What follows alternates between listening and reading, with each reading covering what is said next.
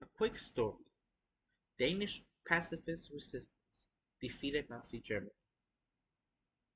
Thus it is at least possible to consider adopting a strongly interventionist pacifism in response to the problem of mass atrocity and genocide. There are many interventionist actions that fall under the rubric of pacifism.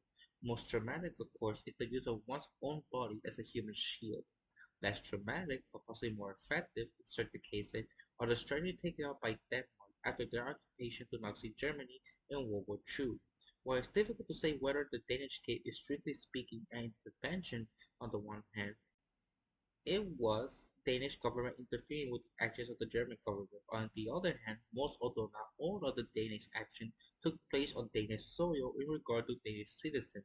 It is nevertheless true that non-violent, non-lethal strategy employed by the Danes can provide a general rubric for pacifist resistance and intervention. After the German invasion of Denmark on April 9, 1940, the Danish government chose to collaborate with the German authorities in order to remain in power. The Danes then engaged in various kinds of wide-scale, non-violent resistance against Nazi Germany. Although such resistance was never officially sanctioned by the Danish government, Danish intelligence officials contacted British intelligence officers soon after the invasion and stayed in communication almost weekly throughout the occupation, passing along a large amount of significant military data. This suggests that while the Danish government did not publicly endorse nonviolent resistance, they likely privately endorsed it. The Danish government certainly never publicly condemned it, nor sought to stop the flow of intelligence data from Denmark to Great Britain. And furthermore, this form of nonviolent resistance was arguably very successful. As just person rights, Danish intelligence had a significant strategic effect on the war in Europe.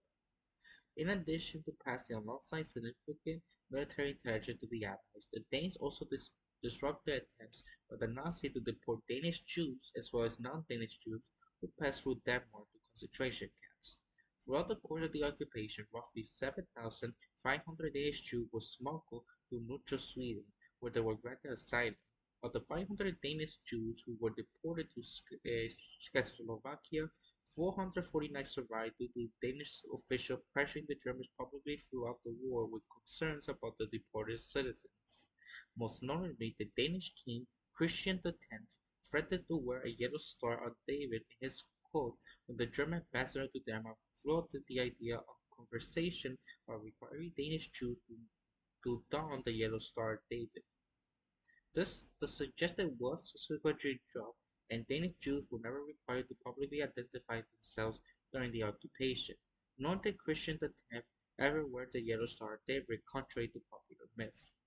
Ultimately, the Danes proved with their action that military force was not the only way to resist genocide of the Jewish people. Their nonviolent resilience and interventionist policy saved many lives.